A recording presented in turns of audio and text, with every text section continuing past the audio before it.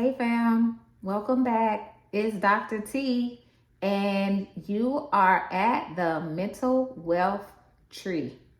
I am here to help your smile go from blah to bling.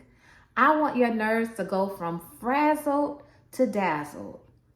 You see, they say money don't grow on trees, but mental wealth does. And we are here to explore skills, strategies, and innovative ideas to help you feel and live rich now. So let's get into it. We have been talking about the Eff-it effect, and today I'm going to share with you 4 mountain moving strategies for how to attack the failures in your life. I want to sow some seeds with a little bit of one of my favorite things, poetry. So this is called Attack It. Confident assurance, consistent endurance. Never back down from a fight. Whatever you do, use all your might on brightest of days and darkest of nights. Remember always that you are light. In everything, give thanks. It holds more gold than any banks and steadies the knees that buckle and shake as your desire digs its heels in when your world starts to quake. So stop the madness of wrestling with you, beating you to a pulp about what you did and didn't do. Get in your fighter stance, which, by the way, is standing still, submitting to his will, doing it until his promise is fulfilled. Take chance after chance. Commit your ways into God's hands. Watch him dazzle you with the success of all your plans. So sometimes we fail. Sometimes we do not get the results that we want. Sometimes we feel like ain't nothing going right. Every time I try, I just keep finding myself back in the same situation. I got knocked down on the ground and I'm about to stay there. So F it all. But that F-it mentality, that F-it effect tends to F us up. It tends to cause failure, frustration, fatigue, frenzy, and all of the stuff that robs us of our birthright of mental wealth and prosperity here in this life. And so we talked about unpacking it, about dealing with the emotions that come up from our failures. But after we unpack it, we can't just stay there in our feelings. It's now time to attack it. Have you ever heard the expression, if at first you don't succeed, try again? Yeah, I know. You want that to be true. But really, we can find ourselves trying again. But if we're trying the same way that we tried the last time, the likelihood of success is little to none. So if you don't at first succeed, how about figure out why before you try next time? We want to deceive ourselves into believing that we get an E for effort. I gave it my best. I tried so hard. But y'all, trying is not the same thing as attacking a situation. So, question. These show, I love music and I love to sing. I'm not the greatest singer, but I like to sing. I love watching The Voice. And American Idol, it was, a really popular show. And they used to come on there and do little competitions. And they used to get upset if they didn't get picked to be on the show because they couldn't sing. And On The Voice, they have auditions, and then you go on the stage and you give it your all, and you sing your song, and you put all your oomph into it, and then don't no chairs turn around. So you wait, and then you like, and still ain't no chairs turned around. So you go home sad because you couldn't turn no chairs. You probably in your feelings. But now you have a choice. If you really feel like you were born for and destined to be the voice, then I think it might be time for you to get past this E for effort mentality. Because E by itself don't spell nothing. Now, if you add me and some stuff, that's going to spell mess. But if you add a little bit of STP and you oil the squeaky wheels of emotional distress and frustration and dissatisfaction, you add that with your E, and now you have a step that you can take. So you went on The Voice, you sounded horrific. Now, E for effort ain't gonna cut it. You have to have an attack strategy for how you want to move forward. Strategic targeted plan. STP, strategic targeted plan. Add that with your effort, your E, and you have a step. So we have to learn that after we have a failure, after we have a setback, we now have to come back with a counter attack. We got to step out on faith. We have to step out in faith. And then we got to step and step and step and step. This is what puts you on the path to flee Eff-it and find effort that works. Sometimes we want to quote scriptures and throw a little Bible on our failures. Well, the word says that you can speak to this mountain and it will move if you only believe. The speaking is what caused the mountain to move. I would say to you that it is the belief that there is some activity that then happens inside of us as a result of the speaking. And as we believe that the mountain is moving, then we get to moving, and this creates the shifting and the shaking that causes the mountain to become destabilized. Then we speak to a mountain and say, "Be thou taken up and cast into the sea," without doubt in our hearts, and believe that what we say shall come to pass, and we see mountains sinking down in oceans. But if we sit on the dock of the bay watching to see if a mountain is about to fly away and over our head on its way into the sea, I believe we're going to be sitting out there getting us a nice little suntan and nothing else. I believe that we must attack our mountain with steps. What are these steps? I know you are waiting. Here they are. Find your mountain, mind your mountain, mind your mountain, and drink from your fountain. So, if we want to have strategic, targeted plans to add to our effort, first we have to find our mountain. What do I mean when I say mountain? Mountains are these big, tall, expansive, giant, natural wonders, solid rocks upon solid rocks upon solid rocks upon solid rocks that are pretty sturdy in nature, and not a lot can shake or move these natural barriers.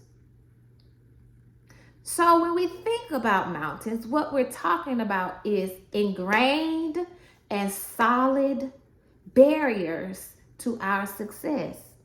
Now, sometimes the mountain that we need to speak to is inside of us. It's a belief. It is a doubt. It is a mindset that is backwards and misguided. So sometimes I propose that the biggest mountain, the biggest barrier is inside of you. It's not the people who was hating on you. It's not the people who didn't give you the opportunity. It's not the people who picked somebody else for the position. It's not the people who left you. It's not the people who betrayed you. Those are circumstances and occurrences, but the mountain is in you, in your perception of what happened, in your calculation of how it happened, in the story that you tell yourself about why it happened. Oh, because I'm not good enough. Oh, because every time I try something, I just have this curse that every time I try something, I'm just destined to fail. Good things never happen to me. I don't like people. So in order to find your mountain, you are going to need to go back to some of those unpack it strategies, connect with your emotions, be more self-aware about what you are thinking. What are the mindsets and mental blocks that have created mountains? Now, everything ain't inside of you. There are sometimes some natural barriers, some mountains. Okay, you went on The Voice. Maybe the mountain is that when you did that little run and that little riff, it went over the cliff. So now we have to ask ourselves, my riffs and my runs ain't riffing and running like I thought they was going to. What am I going to do about that? The judges said I didn't have enough charisma. They said that I wasn't projecting my voice loud enough. I didn't sing with enough enunciation and diction. If that is the case, then you have found your mountain. Because if you say, oh no, the reason why I didn't get picked is because they don't like girls with afros and curly hair. So now you're going to be changing your hair and speaking to a mountain that's not the mountain that you need to move to get you to where you're trying to go. So we got to exercise some self-awareness to find which mountain is the barrier between us and our mental wealth, our prosperity, our ability to feel and live rich now. Then once you find your mountain, you have to mind your mountain. You got to use this thing up here above your eyes and in between these two ears. Let's get some education. If you know that every time you say, I'm going to save more and spend less, and you say, I'm going to eat a healthier diet, every time you say that and you don't do it, once you find your mountain, oh, I know what my mountain is. I don't even know what foods are healthy. The stuff that I'm eating that I think is healthy is not really healthy. So now let's get some education, okay? I say that I'm going to budget, but I don't know how to address unexpected expenses, okay? Education. What do I need to learn in order to be more successful? About myself, about others, about the problem that I'm facing, about what others have tried. Other people have experienced some of the same challenges that you. I know we want to think that we're special, and we're just unique creatures, and nobody understands quite what we've experience or what we're going through, or their dilemma is just not shaped the same as our dilemma. Their mountain has more jagged edges on this side than that side, so it can't be a similar strategy to get over the mountain. But I suggest to you, yes, indeed, be hungry for knowledge and don't think that somebody else may not have the resources and education that you need to be able to understand better what this mountain requires in order for you to be able to take the steps of faith to attack it and get over it. Not only do you need to find your mountain and mind your mountain, you also need to mine your mountain. What do I mean by that? When I think about miners, I think about somebody who is digging and digging and digging to get to a particular spot. And see, we think that we just gonna speak and whoosh, this mountain gonna move. We think that we gonna take one action step because we stepped out on faith and belief. We take that action step and the mountain has moved. Unfortunately, if we are really honest with ourselves, we have to understand that sometimes mountains are not moved in one big, massive structure, but they are moved with micro movements, miniature grains of sand that compose the mountain are blown away little by little by little by little by little by little by little. And this is the way that the wind works. And if we think that we are more powerful than the wind in terms of moving mountains, we are deceiving ourselves. The wind has to blow over the top of that mountain and move little grains of sand time after time after time with repetition and strategy that eventually erodes the mountain until it is no more. And the sand that has been accumulated as a result of the broken down mountain ends up in the sea at the bottom of the ocean. But we want to imagine that this mountain that is moving and being cast into the sea is this great big old giant rock that somehow magically and miraculously just got picked up and thrown into the sea. But I suggest that maybe what we need to consider is that mountains are moved by microcrystals of sand. By microcrystal of sand, by microcrystal of sand. So if you are going to mine your mountain, you need to dig into the details of how you are going to master your challenge. So I know that you heard all this about SMART goals and how do you develop this strategic targeted plan that is the STP that oils the wheel, the squeaky wheel of emotional distress, frustration, and disappointment added with your effort. How do we get this STP, this strategic targeted plan? A SMART goal is not going to cut it. And I'm going to tell you why.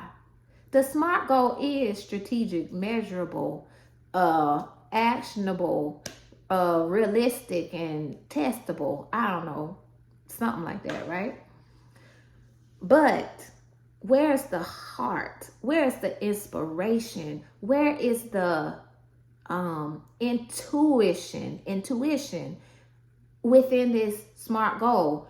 SMART goals got you stuck in your head, but you have to access your heart, get down into your spirit, speak to your soul to spark you into strategic action. So my S stands for spoken. A goal that you are going to master has to be spoken and articulated clearly. Spoken and articulated clearly. If I can say it back to myself and it makes sense to me what the goal is, then I feel like, okay, maybe I can tackle this thing. So let's go back to our voice example. The judges done told you that your tone was flat. So you went and educated yourself. You minded your mountain. You figured out that flat tone is fixable with these daily exercises. So you have to speak to yourself and say, self, we are going to do daily exercises. Then it has to be purposeful. My P and my SMART goals is purposeful. Your why is always going to outweigh your way. Meaning, I might have a strategic SMART goal, but what happens when my strategy don't work? What happens? Now, where am I going to go? But if I have a why that is driving me and inspiring me, I have a purpose that is larger than myself, I have the weight, the heaviness, the wherewithal to find another way. So my why is always going to outweigh my way, because I could find another way as long as I know my why. Next, it's got to be actionable. I think me and the SMART goal people agree on this one. You have to have a action that you can take. Not, I'm just going to get better at singing. I would love to get better at singing. And me speaking that I'm going to get better at singing, and me having a purpose that I want to inspire people, wonderful. But the magic is in the movement. The magic is in the movement. The awe is in the activity. So we have to say to ourselves, I am going to do these exercises every day, at least 15 minutes a day. Action.